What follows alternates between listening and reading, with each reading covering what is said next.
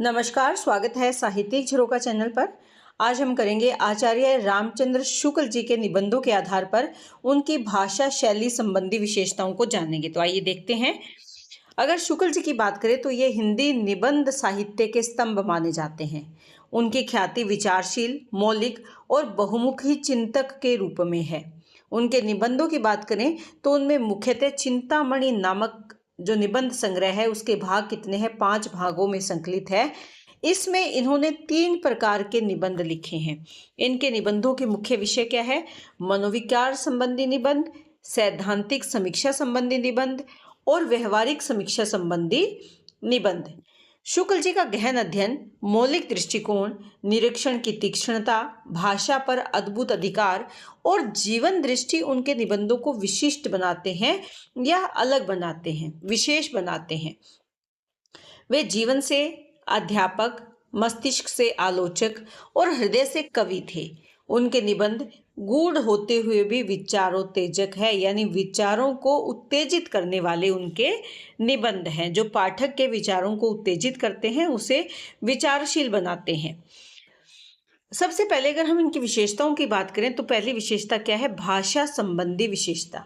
क्योंकि हमने भाषा शैली की बात की है तो भाषा संबंधी विशेषताओं को अगर देखें तो रामचंद्र शुक्ल जी के निबंधों की भाषा शैली की मुख्य विशेषता को देखें तो क्या है? भाषा सरल है, स्पष्ट है, प्रभावी और विचारपूर्ण है। उन्होंने हिंदी भाषा को एक नया आयाम दिया और उसे आम जनता तक पहुंचाया। उनकी शैली में तर्क, तथ्य और सटीकता पर विशेष ध्यान रखा गया है।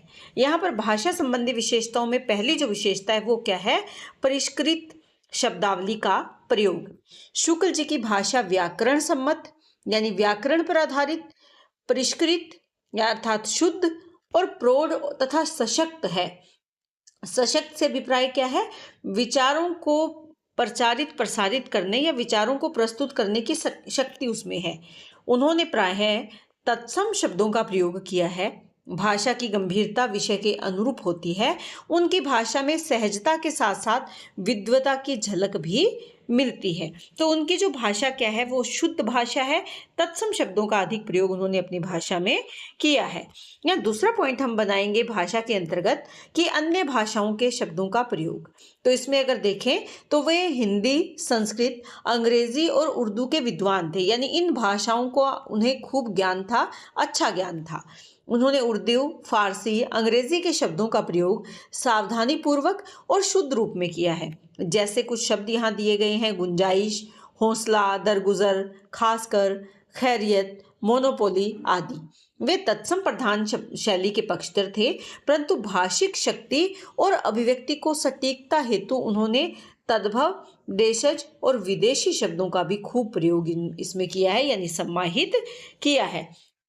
वैसे तो उनकी प्रमुख जो लेखन प्रधानता है भाषा के अंतर्गत वो तत्सम से पर आधारित है, यानी तत्सम प्रधान शैली के वो पक्षधर हैं। लेकिन अपने विचारों को अभिव्यक्त करने के लिए उन्होंने तद्भव, देशज और विदेशी शब्दों का भी खूब प्रयोग किया है। उसके बाद मुहावरों और लोकोक्तियों के प्रयोग की अगर बात करें तो देखा जाए तो शुक्ल जी ने प्रेमचंद की तरह प्रचुर मात्रा में मुहावरों का प्रयोग नहीं किया। प्रेमचंद क्योंकि ग्राम्य जीवन से जुड़े हुए लेखक थे तो उन्होंने मुहावरों का खूब प्रयोग किया है, लेकिन शुक्ल जी ने मुहावरों का प्रयोग इतना नहीं किया जितना प्रेमचंद ने किया है। परंतु जहां पर भी किया है वहां वह बहुत ही प्रभावशाली रूप में उसका इस्तेमाल हुआ। जैसे पेट फूलना, चुल्लू भर पानी में डूब मरना, कांटों पर चलना आदि मुहावरों का प्रयोग इन्होंने कई जगह इस्तेमाल किया है। उसके बाद है भाव और विषय के अनुकूल भाषा, यानी विषयानुकूल। उन्होंने मनोवैज्ञानिक का गहन अध्ययन किया, यानी मनोविज्ञान के वो जो विचार थे उनसे वो प्रभावित थे या मनोविज्ञान से बहुत जुड़े हुए थे। यही कारण है कि उनकी भाषा भावों के अनुरूप बदलती रही। जैसे जैसे भावों में परिवर्तन हुआ वैसे वैसे भाषा में भी बदलाव आता गया। गंभीर विचारों के लिए गंभीर भाषा, तो वर्णनात्मक या भाव प्रधान विषयों के लिए सरल और प्रवाहमयी भाषा का प्रयोग उन्होंने किया है। जैसे उदाहरण के तौर पर अगर देखें तो काव्य में लोकमंगल की साधना जैसे निबंधों में भाषा शुद्ध और गंभीर है, जबकि जैसे का विरह वर्णन में वो भाव से परिपूर्ण सरस भाषा का उन्होंने इस्तेमाल किया है। उसके बाद 5वां पॉइंट लेंगे, व्यंग्य विनोद का समावेश उन्होंने किया है या नहीं। इस पर अगर देखें तो शुक्ल जी के निबंधों में गंभीर विचारों के साथ साथ व्यंग्य और विनोद का संयोजन मिलता है, यानी समावेश मिलता है, मिला जुला रूप मिलता है।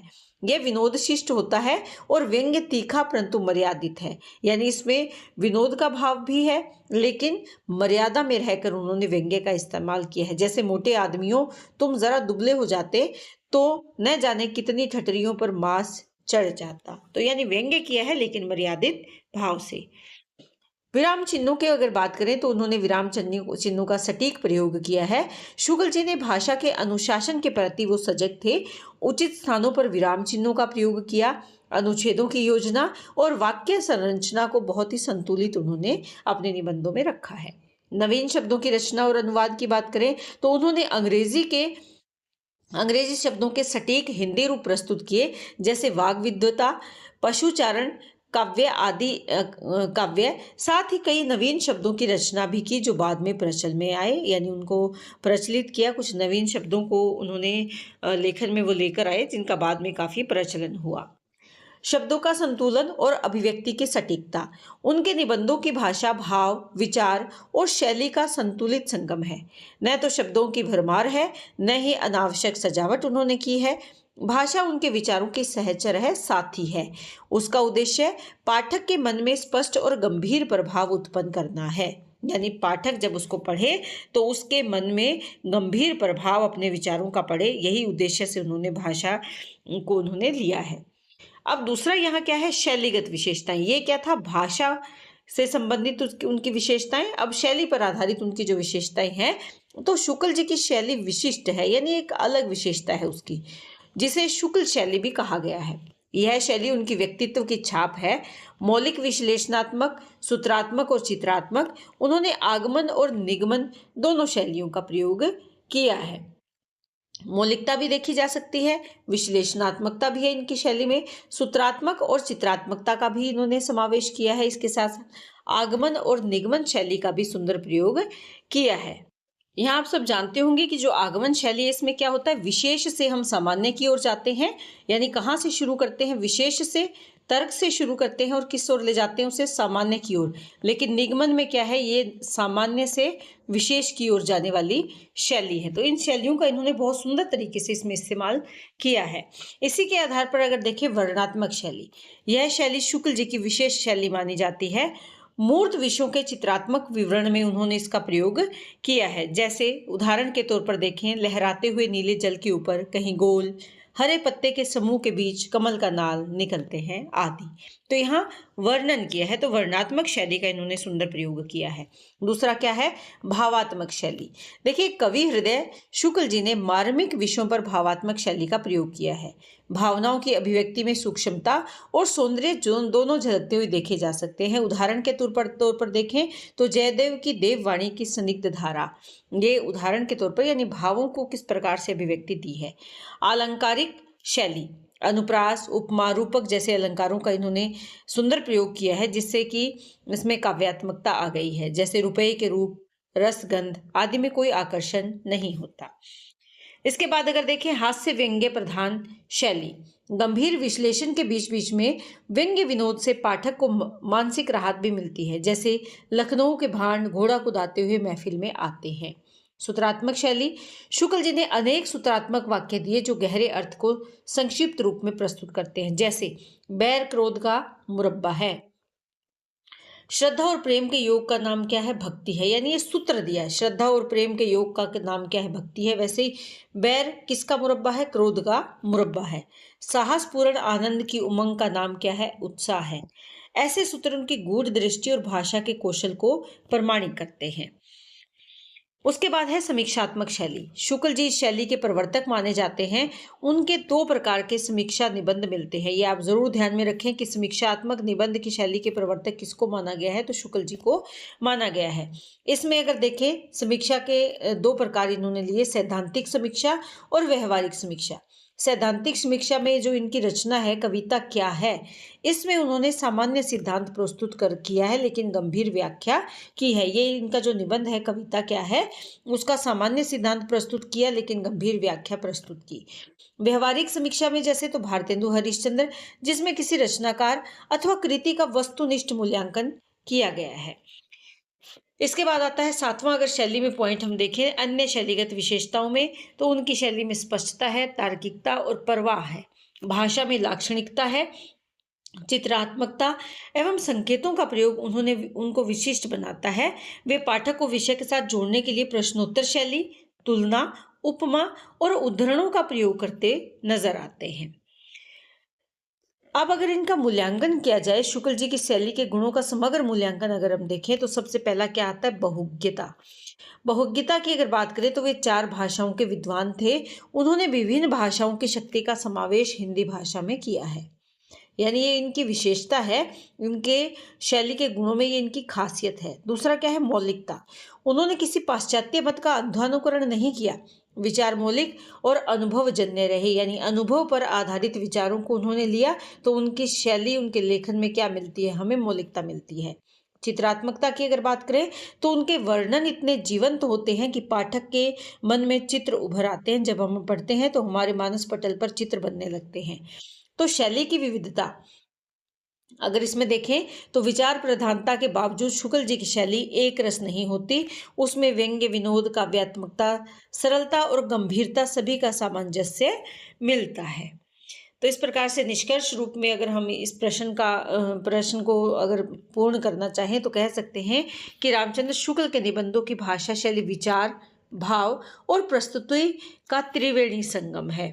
यानी त्रिवेणी यानी जहाँ 3 चीजें एक साथ मिलकर आकर मिलती है।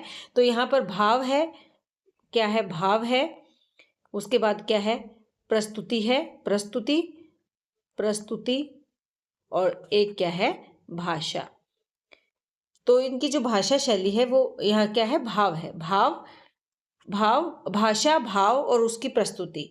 तो यहाँ पर त्रिवेणी का संगम नजर आता है इनकी शैली में। वे एक साथ शिक्षक भी हैं, आलोचक भी और कवि भी रहे। उनकी भाषा शुद्ध है, गंभीर है और परिष्कृत होते हुए भी नीरस नहीं है, नीरसता का भाव नहीं है। उसमें भावों की तरलता और विचारों की प्रमुखता है। प्रखरता, विचारों की क्या है, प्रखरता है। उनकी शैली हिंदी निबंध साहित्य की सर्वश्रेष्ठ शैली मानी जाती है। डॉक्टर जैकब के विचारों को अगर देखें तो उन्होंने उचित ही कहा है कि जब विश्व साहित्य हिंदी के श्रेष्ठ शैलीकार की मांग करेगा तो हम बिना किसी हिचक के आचार्य शुक्ल का नाम प्रस्तुत कर सकते हैं। किसने कहा है, डॉक्टर जैकब ने कहा है। इसी प्रकार कमलापति त्रिपाठी के विचारों को अगर देखें तो ये क्या कहते हैं कि शुक्ल जी को छोड़कर कोई भी न हिंदी शैली का मर्म जान सका और न कोई विशिष्ट शैली का निर्माण कर सका। तो ये आपको ध्यान में रखना है। तो अतः अंत में हम कह सकते हैं कि आचार्य शुक्ल का भाषा शैली संबंधी योगदान हिंदी साहित्य में हमेशा अनुकरणीय और अमिट है, जो हमेशा याद रहेगा। और ये अमिट है, कभी इसको मिटाया नहीं जा सकता, कभी इसको भूला नहीं जा सकता। तो उम्मीद करती हूँ कि प्रश्न आपको बहुत अच्छे से समझ में आया होगा। इसी तरह चैनल से जुड़े रहें, कमेंट करें और अपने प्रश्न डालें जो आप पूछना चाहते हैं, और चैनल को लाइक करें, शेयर करें और सब्सक्राइब ज़रूर करें।